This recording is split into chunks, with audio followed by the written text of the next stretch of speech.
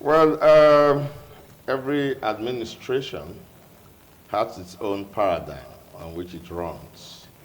Godwin Obaseki, in my considered opinion, is one of the best governors that this nation has seen since the inception of democracy in 1999.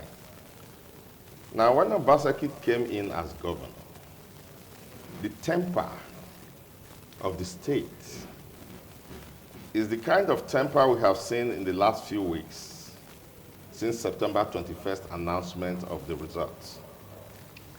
Everyone who lived in Edo State then knew that they were living under tension from non-state actors who were larger than government, so to speak, in their activities. Because whatever they did, nobody curtailed them. Non-state actors who were making billions from no productive processes and who were celebrating it by buying houses in Houston, in Texas, in Dubai, and they were celebrating it.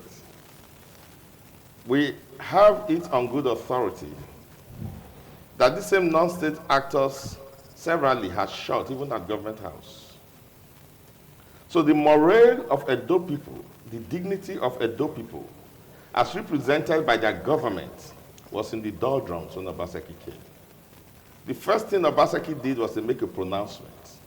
Government House was for government business. If you were coming into government, you are not coming into government to make money. Government business is not for making money. If you want to make money, go and do business outside.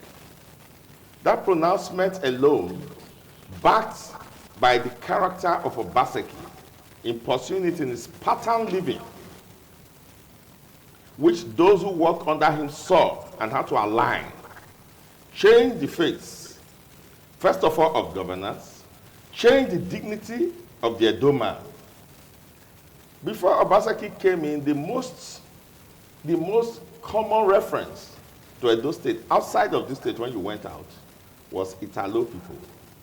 Anything that is derogatory to show that here was the headquarters of all sorts of derogatory stigma. Obaseki went against that stigma. And by today, Edo State has a different reputation outside of these shores. Okay. They have just given him at the national level the most digitized governor of Nigeria. So when you are talking about achievements, paradigms, and legacies, you look at it holistically. For me, these things I have said are even more important than the physical infrastructure, where he comes second to none in the entire country in terms of physical infrastructure.